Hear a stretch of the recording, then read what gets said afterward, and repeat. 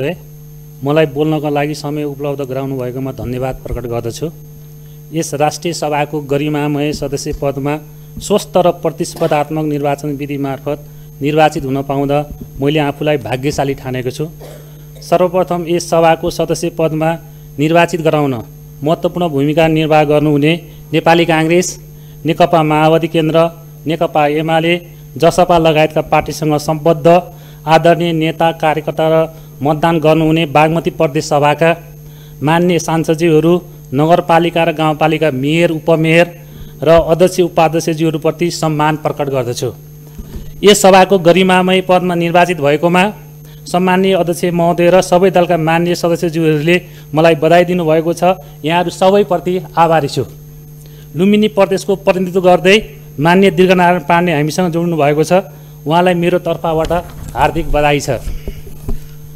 अध्यक्ष महोदय, राष्ट्रिय सभाको सदस्य पदमा निर्वाचित भए पश्चात सम्माननीय अध्यक्षज्यूले मलाई संविधानप्रति पुनः वफादार हुने शपथ खुवाउनु भएको छ। सार्वजनिक पदमा बसेर संविधानप्रतिको वफादारी लगायतको कसम खाने सबैलाई मेरो प्रश्न छ। त्यो प्रश्न मलाई समेत, के हामीले पद तथा गोपनीयताको शपथको इमान्दारीका साथ कार्यान्वयन गरेका छौँ? प्रतिनिधि सभाको दुई पटकको विघटन संविधानप्रतिको इमान्दारिता हो कि बेइमानी? सम्माननीय राष्ट्रपतिले संविधानको शपथ खुवाउँदा त्यो त भन्न पर्दैन भन्ने सम्माननीय प्रधानमन्त्री र दोहोऱ्याएर शपथ गराउनु पर्नेमा भोलिपल्टै शपथ ग्रहण सम्बन्धी अध्यादेशमा ल्याप्चे लगाउने सम्माननीय राष्ट्रपतिज्यूबाट संविधान, लोकतान्त्रिक मूल्य र मान्यताको संरक्षण र सम्बोधन हुन्छ भनेर कसरी विश्वास गर्न सकिन्छ? अध्यक्ष महोदय, 7 दशकदेखि नेपाली जनताले गरेका विभिन्न खालका सङ्घर्षको उपलब्धि संविधान हो। संहिता, गणतन्त्र, धर्मनिरपेक्षता, समानुपातिक समावेशिता, सक्षम न्यायपालिका र विधिको शासन संविधानका प्रमुख आधार स्तम्भहरू हुन्। यी आधार स्तम्भहरूको पालना र कार्यान्वयन लगायतमा सम्माननीय प्रधानमन्त्रीज्यूको सबभन्दा ठुलो भूमिका हुन्छ। तर विडम्बना अध्यक्ष महोदय, प्रधानमन्त्री नै अध्यक्ष रहेको नेकपा एमालेमा संहिता र धर्मनिरपेक्षता परिमार्जनका लागि विषय प्रवेश भएछ। यसले हामीलाई चिन्तित र गम्भीर बनाएको छ। अध्यक्ष महोदय, संहिताका कारण सिंहदरबारमा केन्द्रीय राज्य सत्तालाई दूरदराजसम्म पुर्याएको यथार्थलाई बिर्सिन सकिँदैन।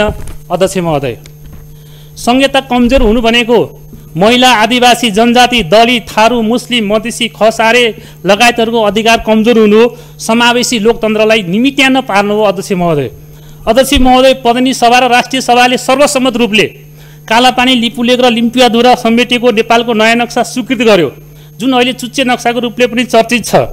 नक्सा अनुसारको भूमि फर्काउने प्रयास त भएकै छैन। अध्यक्ष महोदय, पाठ्य पुस्तकहरूमा नयाँ चुच्चे नक्सा राखिएन, नयाँ राखिएको पनि बिक्री वितरणमा बन्देज गरियो भन्ने चर्चा गत वर्षदेखि सुनेको हो।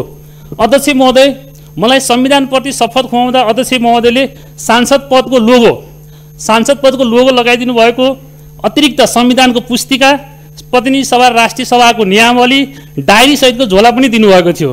तर दुर्भाग्य अध्यक्ष महोदय, यहाँले मलाई दिनुभएको संविधानको पुस्तिका, डायरी र प्रतिनिधि सभाको नियमावलीमा पुरानै नक्सा छ। मैले सबै डकुमेन्ट यहाँ लिएर आएको छु। राष्ट्रिय सभाको नियमावलीमा चाहिँ ठिक छ। अध्यक्ष महोदय, सरकारका अङ्गहरूलाई नयाँ नक्सा प्रयोग गर, लागू गर भनेर निर्देशन दिने निकायले यसरी पुरानै नक्सा अङ्कित दस्तावेजहरू प्रयोग गर्न मिल्ला र? अध्यक्ष महोदय, अझ डायरीमा त 7वटै प्रदेशको नाम अङ्कमा छ। कर्णाली र गण्डकीले नामकरण गरेको पनि 3 वर्षभन्दा बढी भइसक्यो। यो विषय सानो छ तर गम्भीर पनि छ। अध्यक्ष महोदय, विषय यहीँ टुङ्गिँदैन। अध्यक्ष महोदय, संसदको वेब पेजमा पनि पुरानै नक्सा अङ्कित संविधानको दस्तावेज छ। संसदको वेब पेजमा पनि पुरानै नक्सा अङ्कित हाम्रो संविधानको दस्तावेज छ। संसद मात्रै होइन, संविधानको व्याख्याता सर्वोच्च अदालतको वेब पेजमा पनि त्यही पुरानो नक्सा भएको संविधान छ। मैले हेर्न जानिनँ कि नराखिएको हो। अध्यक्ष महोदय, संविधान नेपालको मूल कानुन हो। राज्यका हरेक निकायमा यो हुनुपर्छ, वेब पेजमा राखिनुपर्छ। तर मैले राष्ट्रपति कार्यालय, प्रधानमन्त्री कार्यालय लगायत अधिकांश मन्त्रालयका वेब पेजहरूमा संविधानको दस्तावेज देखिन। भएको पनि त्यही पुरानो नक्सा भएको छ। यो त हाम्रो संविधानप्रतिको भद्दा मजाक होइन र? अध्यक्ष महोदय, मैले अगाडि नै भनिसकेँ, झुटो नबोल्ने, देखेको बोल्ने, संविधानप्रति वफादार रहने भनेर यहाँले शपथ खुवाउनु भएको हो। अध्यक्षज्यू, र सचिवालयसँग मेरो फङ्सनल रिलेसन बिग्रेला भनेर मैले बोलिनँ, अन्य माननीयज्यूहरू बोल्नु भएन भने हामीले संविधान र राष्ट्रपति खाएको शपथको के अर्थ रह्यो र अध्यक्ष महोदय? अध्यक्ष महोदय, संविधानले राज्यको शक्तिलाई प्रदेश स्थानीय तहमा पनि विभक्त गरेको छ। प्रदेशको त कुरै छाडौँ, स्थानीय तहलाई पनि संविधानले सरकार मानेको छ। तर विडम्बना अध्यक्ष महोदय, सम्मानीय प्रधानमन्त्रीज्यू प्रदेश र स्थानीय तहलाई सरकार मान्नै तयार हुनुहुन्न। यिनीहरू त सङ्घीय सरकारको प्रशासनिक एकाइ हुन् भनेर उहाँ सार्वजनिक कार्यक्रममा नै प्रदेश र स्थानीय तहको मान मर्दन गर्नुभएको छ। अध्यक्ष महोदय, सरकारका तहहरू बीचको अधिकारको सीमारेखा संविधानले कोरेको छ। कार्यक्रम तथा योजनाकै सन्दर्भमा सङ्घीय सरकारले राष्ट्रिय स्तरका रणनीतिक महत्त्व पुगेका ठुल्ठुला परियोजना सञ्चालन गर्ने हो। प्रादेशिक स्तरका प्रदेश स्थानीय स्तरका स्थानीय तहले गर्ने हो। तर सम्मानीय प्रधानमन्त्रीज्यूले बालुवाटारबाट बसेर स्थानीयको अधिकार क्षेत्रभित्रको स्थानीय सडक पुल जस्ता ससाना पालिका स्तरका योजनाहरूको सङ्घीय सरकारले नि गर्ने भनेर शिलान्यास गर्नुहुन्छ।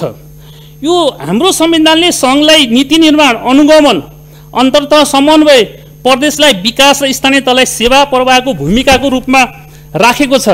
तर यहाँ सङ्घीय सरकारले सबै मैले नै गर्ने हो भन्ने केन्द्रीकृत सोच र मानसिकता छ, त्यसलाई चिर्न जरुरी छ। अध्यक्ष महोदय, अहिले प्रदेश र स्थानीय तहका कर्मचारीमा ठुलो समस्या छ। 203वटा स्थानीय तह निमित्तको भरमा चलिरहेका छन्। सिङ्गो गाविसलाई हामीले वडा बनायौँ, तर अधिकांश वडामा वडा सचिव छैनन्। कर्मचारी समायोजनमा प्रदेश स्थानीय तहलाई अवमूल्यन हुने गरी गरिएको छ। माननीय रामलखन चमार, समय 5 मिनट। यसपछि हरेक नागरिकलाई हरेक खबरबाट हरेक पल सुसूचित गराउने हाम्रो अभियान जारी छ। हरेक पल टिभी HD सब्स्क्राइब गर्न नभुल्नुहोला। नमस्कार।